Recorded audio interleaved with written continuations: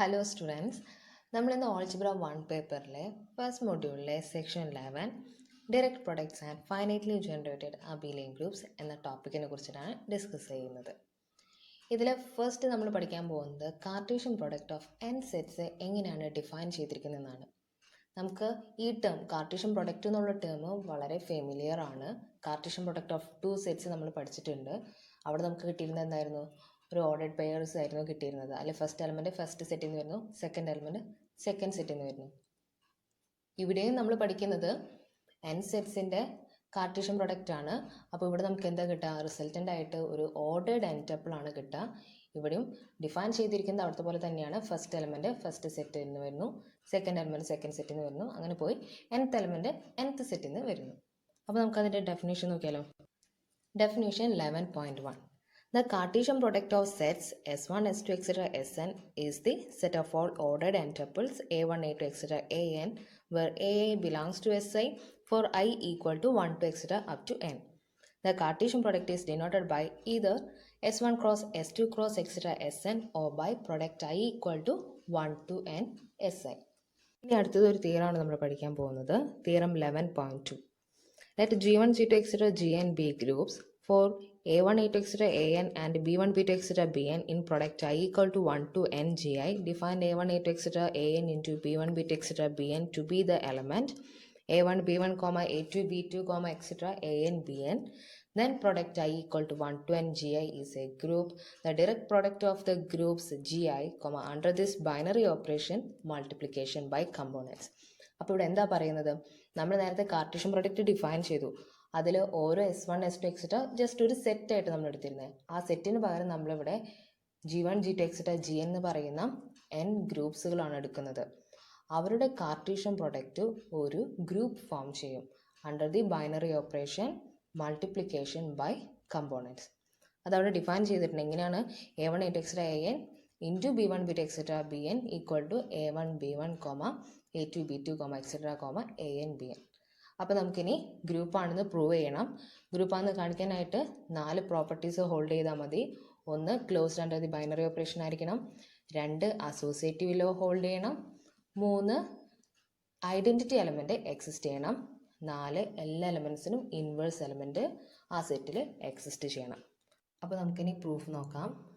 First നമുക്ക് കാണിക്കേണ്ടത് closed under the binary operation. Closed എന്ന് എങ്ങനെ കാണിക്കുക? 2 ആർബിട്രറി എലമെൻറ്റ്സ് എടുക്കുന്നു, അവരുടെ പ്രൊഡക്റ്റ് അഗെയിൻ ആ സെറ്റിലുണ്ടെന്നാണ് കാണിക്കേണ്ടത്. അപ്പോൾ A1, A2, etc. An, B1, B2, etc. Bn എന്ന് പറയുന്ന 2 എലമെൻറ്റ്സ് നമ്മൾ എടുക്കുകയാണ്. ആ ഒരു പ്രൊഡക്റ്റ് ഇങ്ങനെ നമ്മൾ ഡിഫൈൻ ചെയ്തിരിക്കുന്നത് A1, B1, A2, B2, etc. An, Bn. ആ element G1 cross G2 cross etc. Cross Gnലുണ്ടെന്ന് കാണിക്കണം. അതിന് എന്ത് കാണിച്ചാൽ മതി? A1, B1 G1ലുണ്ടെന്നും A2, B2 G2ലുണ്ടെന്നും etc. An, Bn Gnലുണ്ടെന്ന് കാണിച്ചാൽ മതി. അപ്പോൾ ആർബിട്രറി ആയിട്ട് നമ്മൾ AI, BI എന്ന് പറയുന്ന 2 എലമെൻറ്റ്സ് GIയിൽ നിന്ന് എടുക്കുന്നു. GI എന്ന് പറയുന്നത് എന്താണ്? ഒരു ഗ്രൂപ്പാണ്. ഗ്രൂപ്പ് ആയതുകൊണ്ട് അവിടെ ബൈനറി ഓപ്പറേഷൻ ക്ലോസ്ഡ് ആയിരിക്കും. സോ AI ഇൻറ്റു BI എന്ന് പറയുന്നത് എവിടെ ഉണ്ടായിരിക്കും? GIയിൽ ഉണ്ടായിരിക്കും. അപ്പോൾ നമുക്ക് എന്ത് പറയാം? A1, B1, A2, B2, etc. An, Bn belongs to G1 cross G2 cross etc. cross Gn. അടുത്ത് നമുക്ക് എന്താ കാണിക്കേണ്ടത്? അസോസിയേറ്റീവ് ലോ ഹോൾഡ് ചെയ്യേണ്ടത്. അപ്പോൾ 3 ഓർഡേഡ് n ടപ്പിൾസ് നമ്മൾ എടുക്കുന്നു. A1, A2, etc. An, B1, B2, etc. Bn, C1, C2, etc. Cn. ആദ്യത്തെ 2 ordered n tuples നമ്മൾ മൾട്ടിപ്ലൈ ചെയ്യണം. അപ്പോൾ എന്ത് കിട്ടും? A1, B1, A2, B2, etc. An, Bn into C1, C2, etc. Cn. Then അതിനും കൂടെ നമ്മൾ C1, C2, etc. Cn കൂടെ മൾട്ടിപ്ലൈ ചെയ്യുമ്പോൾ എന്ത് കിട്ടും? A1, B1 into C1, A2, B2 into C2, etc. An, Bn into Cn. ഇനി നോക്കുക അതിലത്തെ ഓരോ components. A1, B1 into C1 അത് എവിടുത്തെ എലമെൻ്റ് ആണ്? G1ത്തെ എലമെൻ്റ് ആണ്. G1 എന്താണ്? ഒരു ഗ്രൂപ്പാണല്ലേ. അപ്പോൾ G1 ഗ്രൂപ്പാണ്. അപ്പോൾ അവിടെ എന്ത് ഹോൾഡ് ചെയ്യും? അസോസിയേറ്റീവ് ലോ ഹോൾഡ് ചെയ്യും. അപ്പോൾ നമുക്ക് A1, B1 ഇൻറ്റു C1നെ എങ്ങനെ മാറ്റി എഴുതാം? A1 ഇൻറ്റു B1 C1 ആയിട്ട് മാറ്റി എഴുതാം. അതാണ് അടുത്ത സ്റ്റെപ്പിൽ എഴുതിയിരിക്കുന്നത്. A1 into B1 C1, A2 B2 C2 etc. An into Bn Cn. Then അടുത്ത സ്റ്റെപ്പിൽ നമ്മൾ A1, A2, etc. An into B1 C1, B2 C2 etc. Bn Cn എഴുതുന്നു. Then A1, A2, etc. An into ബ്രാക്കറ്റിൽ B1, B2, etc. Bn into C1, C2, etc. Cn. അപ്പോൾ എന്ത് മനസ്സിലായി? Associative law ഈ സെറ്റിൽ hold ചെയ്യുന്നുണ്ട്. അടുത്തത് നമുക്ക് കാണിക്കേണ്ടത് ഐഡൻറ്റിറ്റി എലമെൻറ്റ് ഈ സെറ്റിലുണ്ടെന്നാണ്. അപ്പോൾ A1 A2 എക്സെട്ര A എന്ന് പറയുന്നതിന് കൂടെ ഒരു n ടപ്പിൾ നമ്മൾ മൾട്ടിപ്ലൈ ചെയ്ത് കഴിഞ്ഞാൽ നമുക്ക് again A1 A2 etcetera AN തന്നെ കിട്ടണം. അത് ഏതായിരിക്കും ഇവിടെ? E1 E2 എക്സെട്ര EN എന്ന് പറയുന്ന ഓർഡേഡ് n ടപ്പിൾ ആയിരിക്കും. അത് നോക്കാം. A1 A2 etcetera AN into E1 E2 etcetera EN equal to A1 E1 A2 E2 etcetera AN EN which is equal to A1 A2 etcetera AN. ഓരോ EIയും GIയിലത്തെ identity element ആയിരിക്കും. അപ്പോൾ product I equal to 1 to n GIയുടെ identity element എന്താണ്? Ordered n tuple E1 E2 etcetera EI where EI belongs to GI, identity element in GI. Last property existence of inverse. A1 A2 etcetera A എന്ന് പറയുന്ന ordered n ടപ്പിളിൻ്റെ inverse എന്താണ്? A1 inverse A2 inverse etcetera AN inverse ആണ്. Product ചെയ്യുമ്പോൾ എന്താ കിട്ടുന്നത്?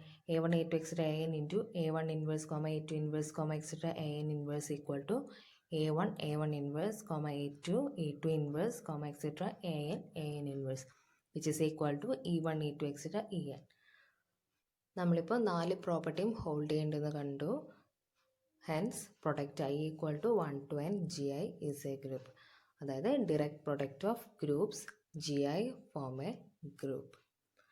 Next ഇവിടെ നമ്മളെടുത്തത് ഗ്രൂപ്പിന് പകരം അബിലിയൻ ഗ്രൂപ്പ്സ് ആണെങ്കിൽ അവരുടെ ഡിറക്റ്റ് പ്രൊഡക്റ്റും അബിലിയൻ ഗ്രൂപ്പായിട്ട് നമുക്ക് കിട്ടും under the binary operation multiplication by components. ഇനി cardinality of cartesian product of S1 cross S2 cross etcetera S എന്ന് പറയുന്നത് cardinality of S1 into cardinality of S2 into cardinality of SN ആയിരിക്കും. Direct product of GIസിന് നമ്മൾ ഇവിടെ കാണിച്ച് നമ്മൾ product I equal to 1 to n GI എന്ന് എഴുതി.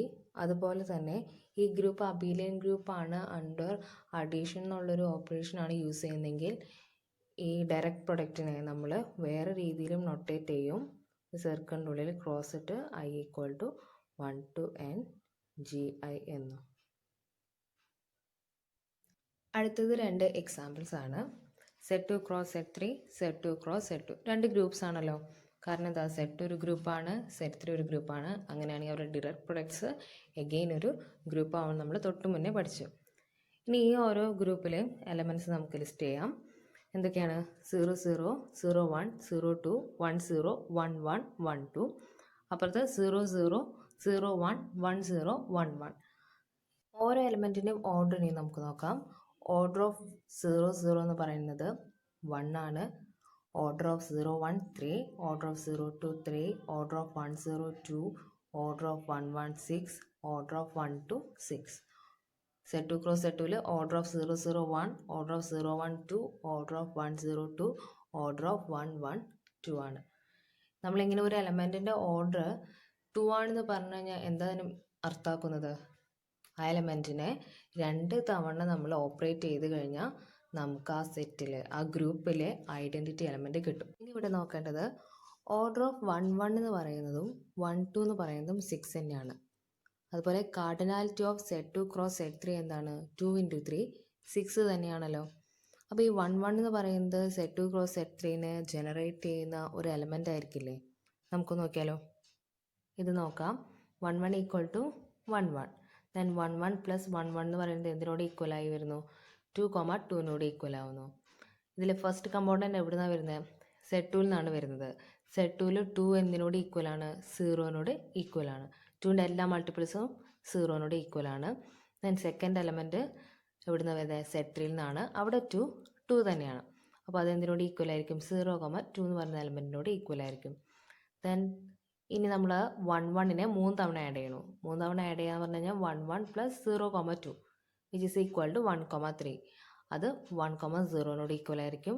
Then 1 1 plus 1 0 equal to 2 1 which is equal to 0 1. 1 1 plus 0 1 equal to 1 2. 1 1 plus 1 2 equal to 0 0. അപ്പോൾ നമ്മൾ എത്ര തവണ ആഡ് ചെയ്തു? 1 1നെ 6 ടൈംസ് ആഡ് ചെയ്തപ്പോഴാണ് നമുക്ക് 0 0 കിട്ടിയത്. നമ്മളിങ്ങനെ ഓരോ തവണ ആഡ് ചെയ്യുമ്പോഴും Z2 ക്രോസ് Z3യിലെ എല്ലാ എലമെൻറ്റ്സും അവിടെ വന്നിട്ടുണ്ട്. 1 1 0 2, 1 0 0 1, 1 2 0 0. So 1 1 is a generator of the group Z2 cross Z3. ഇനി നമ്മൾ Z2 ക്രോസ് Z2 നോക്കാം. അതിൽ ഏതൊരു എലമെൻ്റ് എടുത്തു കഴിഞ്ഞാലും ആ എലമെൻറ്റിൻ്റെ ഓർഡർ ഒന്നില്ലെങ്കിൽ 1 അല്ലെങ്കിൽ 2 ആണ് വരുന്നത്. ഒരു എലമെൻറ്റിൻ്റെ ഓർഡറും 4 ആയിട്ട് വരുന്നില്ല. Cardinality of Z2 cross Z2 എന്താണ്? 4 ആണ്.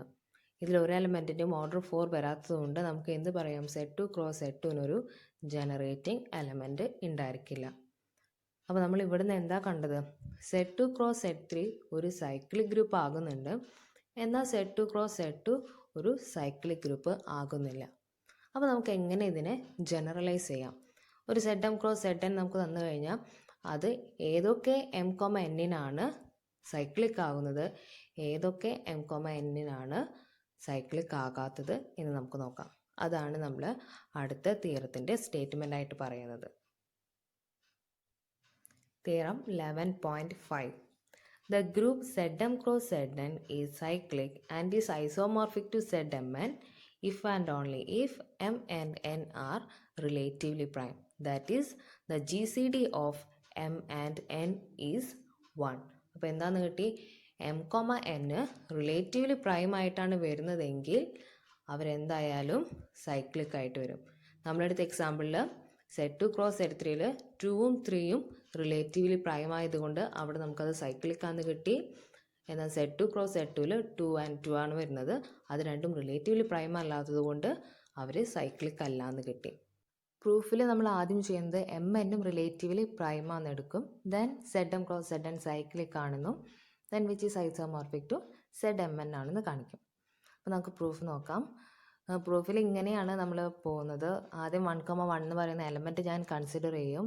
അത് ജനറേറ്റ് ചെയ്യുന്ന സൈക്ലിക് ഗ്രൂപ്പ് നോക്കാം. ആ സൈക്ലിക് ഗ്രൂപ്പിൻ്റെ ഓർഡർ നമ്മൾ കണ്ടുപിടിക്കണം. ആ ഓർഡർ എന്തിനോട് തന്നെ ഈക്വലായിട്ട് കാണിക്കാൻ പറ്റും? Zm ക്രോസ് Znൻ്റെ ഓർഡറിനോട് ഈക്വലായിട്ട് കാണിക്കാൻ പറ്റും. അതെങ്ങനെയാണെന്ന് നമുക്ക് നോക്കാം. Consider the cyclic subgroup of Zm cross Zn generated by 1,1. The order of this cyclic subgroup is the smallest power of 1,1 that gives the identity 0, 0. Under addition by components, the first component 1 belongs to Zm is 0 only after m summons, 2m summons and so on. And the second component 1 belongs to Zn yields 0 only after n summons, 2n summons and so on. For them to yield 0 simultaneously, the number of summons must be a multiple of both m and n. The smallest number that is a multiple of both m and n will be mn if and only if GCD of m and n is 1. Okay. അപ്പോൾ എന്താ പറയുന്നത്? 1,1 എന്ന് പറഞ്ഞാൽ element ഞാൻ എടുത്തു. അല്ലെ first component Zmൽ നിന്നാണ് വരുന്നത്. അപ്പോൾ Zmൽ ആരൊക്കെയാണ് 0 ആവുക? എമ്മിൻ്റെ മൾട്ടിപ്പിൾസ് ഒക്കെയാണ് 0 ആയിട്ട് വരുന്നത്. അപ്പോൾ എനിക്ക് 1നെ 0 ആക്കണമെങ്കിൽ എത്ര ടൈംസ് ആഡ് ചെയ്യേണ്ടി വരും? m ടൈംസ് അല്ലെങ്കിൽ 2m ടൈംസ് അല്ലെങ്കിൽ 3m ടൈംസ് ആഡ് ചെയ്യേണ്ടി വരും. അതുപോലെ സെക്കൻഡ് കമ്പോണൻറ്റ് Znൽ നിന്നാണ് വരുന്നത്. അതിന് 0 ആക്കണമെങ്കിൽ എത്ര ടൈംസ് ആഡ് ചെയ്യേണ്ടി വരും? n ടൈംസ് അല്ലെങ്കിൽ 2n times and so on.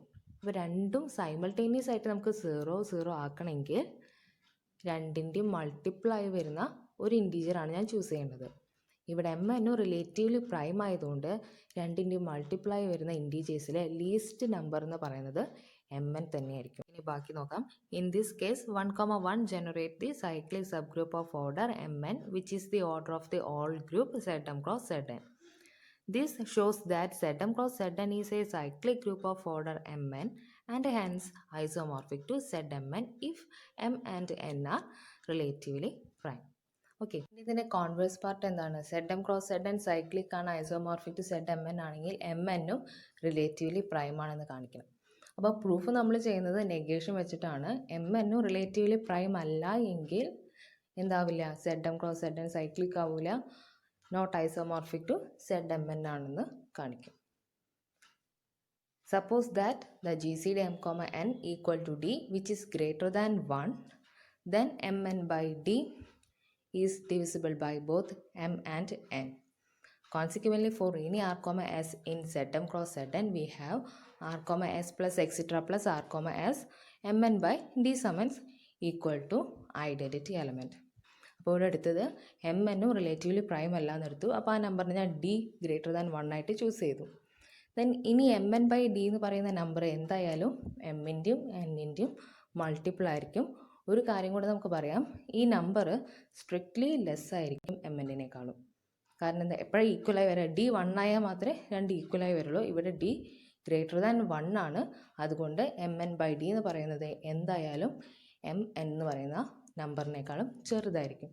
അപ്പോൾ ആർബിട്രറി ആയിട്ട് ഏതൊരു എലമെൻറ്റ് എടുത്തു കഴിഞ്ഞാലും ആ എലമെൻറ്റിൻ്റെ ഓർഡർ മാക്സിമം എവിടെ വരെ പോവുള്ളൂ, എം എൻ ബൈ ഡി വരെ പോവുള്ളൂ. കാരണം എമ്മിൻ്റെയും എന്നിൻ്റെ ഒരു മൾട്ടിപ്പിളാണ് എം എൻ ബൈ ഡി. അപ്പോൾ എലമെൻറ്റിനെ M N by D times add ചെയ്ത് കഴിഞ്ഞാൽ നമുക്ക് ഐഡൻറ്റിറ്റി കിട്ടും.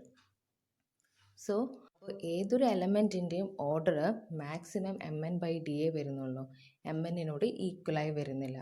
So Z M cross Z എന്നിന് ഒരു ജനറേറ്റർ ഉണ്ടായിരിക്കില്ല. അതിനർത്ഥം Z M cross Z N cyclic അല്ല. So not isomorphic to Z M N ആയിരിക്കും. Hence, no element R, S in Zm cross Zn can generate the entire group. Now we prove that if GCD M, N not equal to 1, then Zm cross Zn is not isomorphic to Zmn.